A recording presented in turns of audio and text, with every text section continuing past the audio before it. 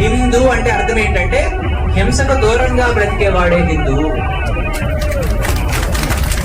ఆ హింసకు దూరంగా బ్రతకాలని మన ధర్మం మనకు చెప్పింది కాబట్టి ఎన్ని రకాలుగా ఈ దేశాన్ని దెబ్బతీద్దామని ప్రయత్నాలు చేసినా ఇంకా శాంతి, సహనము, ధర్మము, సత్యము, అహింస అని చెప్పి ఊరుకున్నామే తప్పితే అదే హింస మనం చేద్దాం అనుకుంటే ప్రపంచ పటంలో ఒక్కడికి కూడా ఈరోజు అడ్రస్ మిగలవు. ఈ మధ్య కాలంలో ఎక్కడైనా ధర్మాన్ని ప్రచారం చేసేటప్పుడు, ఎక్కడైనా మన ధర్మం గొప్పదని ప్రచారం చేస్తే మాకు కొంతమంది పెట్టిన పేర్లు ఏంటట, మేమట మత విద్వేషాలు రెచ్చగొట్టేస్తాం.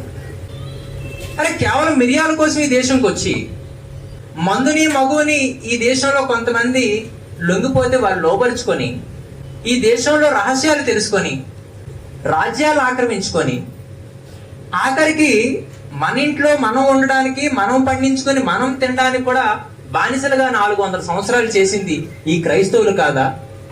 లక్షలాది మంది ప్రాణాలని తీసింది ఈ క్రైస్తవులు కాదా? ఈ దేశం యొక్క సౌభాగ్యాన్ని దెబ్బతీయడం కోసం దేవాలయాల్ని, దేవతా విగ్రహాల్ని, ధర్మ గ్రంథాలని కాల్చింది, కూల్చింది ఈ క్రైస్తవులు కాదా?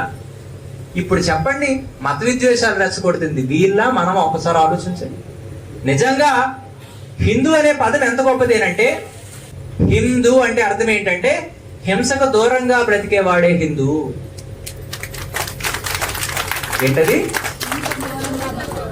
ఆ హింసకు దూరంగా బ్రతకాలని మన ధర్మం మనకు చెప్పింది కాబట్టి ఎన్ని రకాలుగా ఈ దేశాన్ని దెబ్బతీద్దామని ప్రయత్నాలు చేసినా ఇంకా శాంతి, సహనము, ధర్మము, సత్యము, అహింస అని చెప్పి ఊరుకున్నామే తప్పితే అదే హింస మనం చేద్దాం అనుకుంటే ప్రపంచ పటంలో ఒక్కడికి కూడా ఈరోజు అడ్రస్ మిగలవు. నిజమా?